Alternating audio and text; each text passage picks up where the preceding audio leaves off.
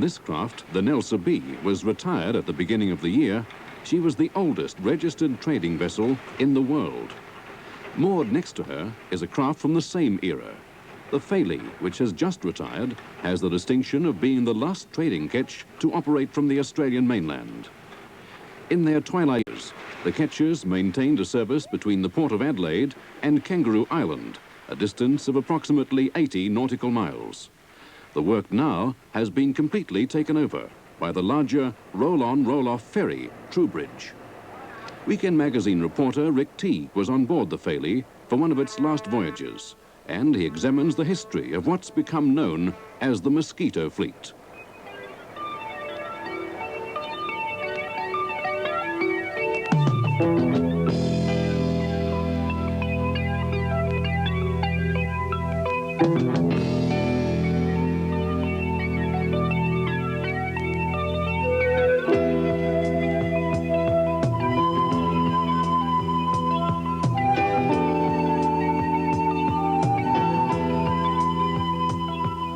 Cruising at about 9 knots, the Falie eases its way across the chilly waters of Nepean Bay, halfway between the main Kangaroo Island town of Kingscote and the smaller island settlement of American River.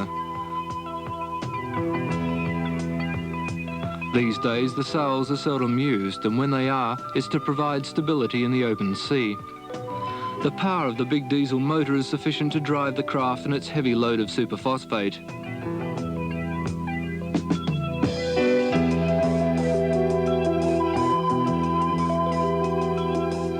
For 63 years, the Falie has outmatched the elements to become the last of the line of small vessels which played such a prominent role in the development of southern Australia. In an age of supertankers and roll-on, roll-off container vessels, it's hard to imagine how tiny ships like this ever had a part to play in our history. But for many years, they formed the basis of our coastal trading fleet. Looking at the Falie now, she's a bit rough around the edges, but she's still a strong and sturdy craft. For her, being phased out of service is more a measure of economics rather than a question of seaworthiness. Extra fuel costs and the cancellation of an important contract to carry gypsum from the island back to Adelaide are the principal reasons for the Falie's retirement. It was pressure from a different source which caused the demise of the bulk of South Australia's ketch fleet, and it came mainly from improved road transport. The Falie's captain, Bill Heritage, was a boy when he began working on the ketches. There would be about, must have been 40 or 50 ketches at one time. It's fairly busy trading. Oh yes, they run all over the state. They ran everywhere. They say they ran everywhere. They ran Spencer's Gulf, West Coast, and St Vincent's Gulf, Kangaroo Island. They really opened the state right up. In the 1920s, the era was at its peak, with about 70 ketches working along South Australia's coastline. And because of their size when compared with the big square riggers, they were known affectionately as the Mosquito Fleet.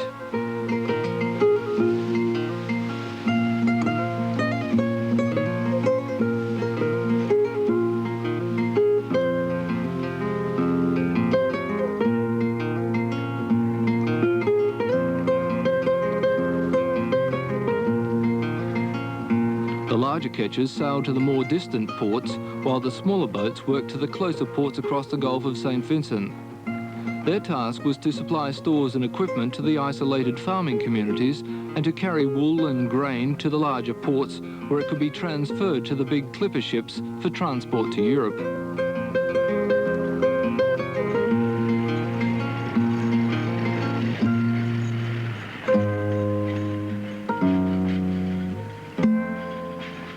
The Mosquito Fleet responded to the growing competition from steam by installing auxiliary engines. Some of the more prosperous owners introduced steel-hulled vessels like the Falie.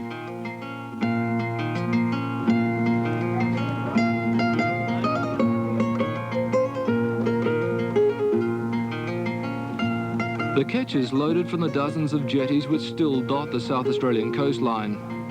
Even in the early 60s, this facility at Wool Bay on southern York Peninsula was still being worked by the Stormbird, one of the last of the wooden-hulled ketches. Even though the vast percentage of the state's rich grain harvest was being transported in bulk by road and rail, the traditional back-breaking methods lingered on in the tiny ports which were within a day's sailing of Adelaide.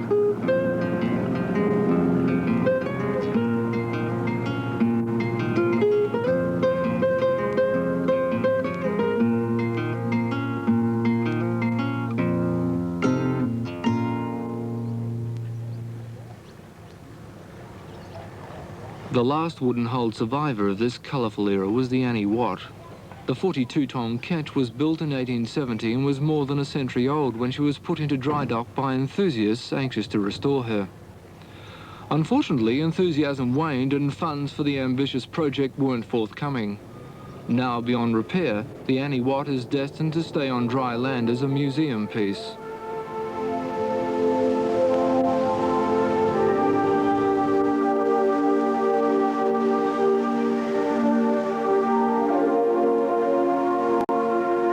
Although these southern waters often present a picture of tranquility, a sudden squall can test the best of craft and seafaring skills. Scenes like this serve as a strong reminder of how tough the sea can be on those who don't hold it in healthy regard.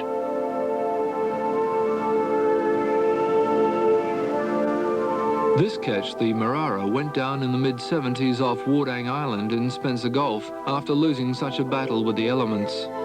Although its loss was largely as a result of neglect, dozens of other wrecks scattered around this part of Australia's coast prove just how treacherous these waters can be.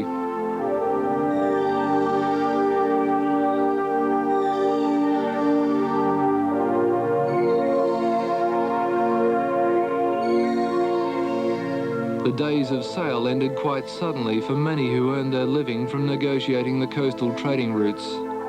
The battered hulls of these sailing relics have long broken up. But for the sports divers and historians, they paint a valuable picture of life on board in those early days of commercial sailing ships. In many cases, the loss of these vessels also meant a tragic loss of life, and it wasn't only the smaller ships that met their match. Their bigger brethren also foundered in storms to have their assorted cargoes spread across the ocean floor.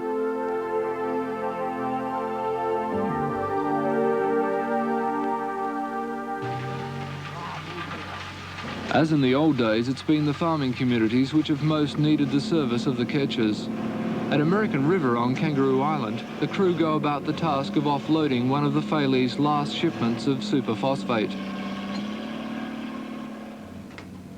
For the past 15 years, under the flag of R. Fricker & Company, it's been carrying more than 10,000 tonnes of super annually to enrich the island's farming soil. That's more than a half of the island's total requirement.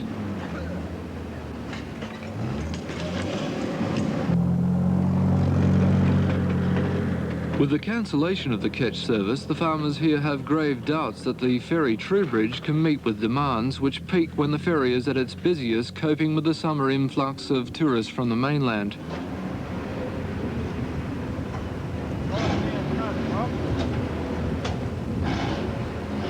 Apart from the superphosphate, the ketch has been carrying some 54,000 tonnes of motor fuel annually, and this now too will have to be carried on the ferry. On each return journey to Adelaide, the Falie carries a load of 215 tonnes of gypsum, which is the principal product mined on the island. The cancellation of this long-standing contract to an Adelaide company for the annual shipment of 20,000 tonnes of the material has spelled the end of this coveted era.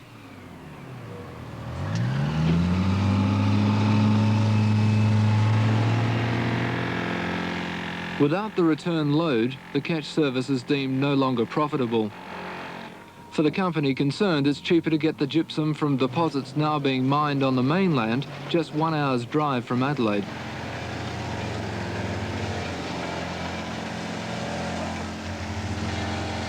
It's customary for the skipper to supervise loading.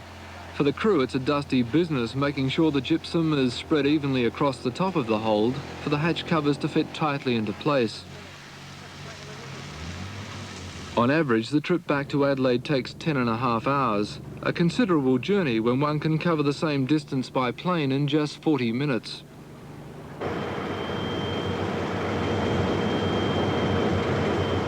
The 33-metre craft is handsomely powered by a 5-cylinder turbocharged diesel motor, which according to the engineer purrs like a kitten.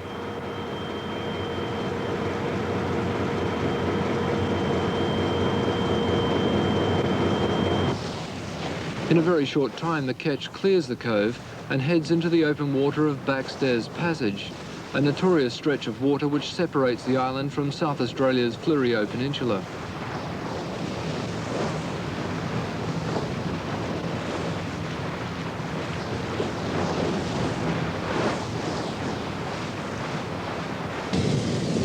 With the hatch covers securely fastened, the crew sets about the task of tidying up.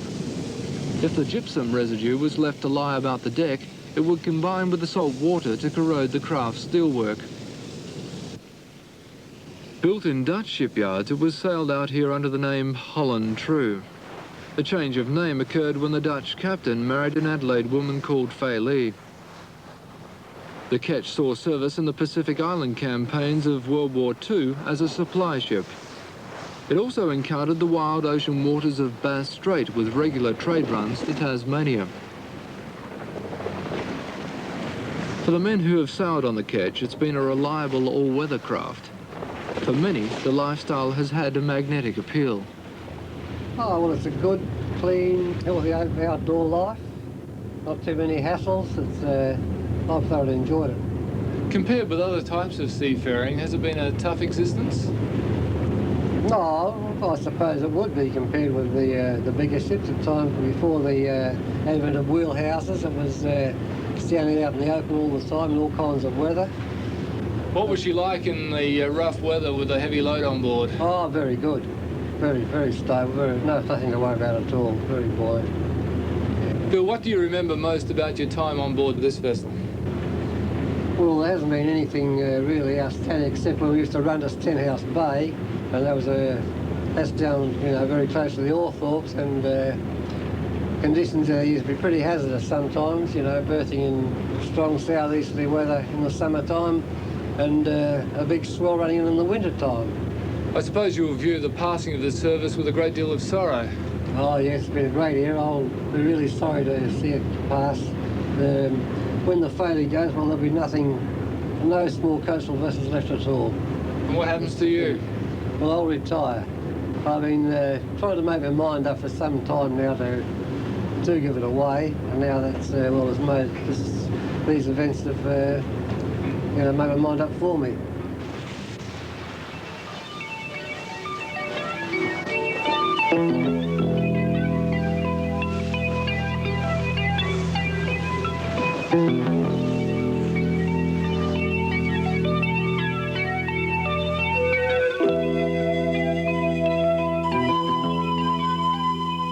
Unlike the ketches before it, the future of the Falie is destined to be a story with a happier ending. After being retired from service, it was put up for sale. 1 week later, the South Australian government announced the vessel was to be bought with Commonwealth funds for $185,000.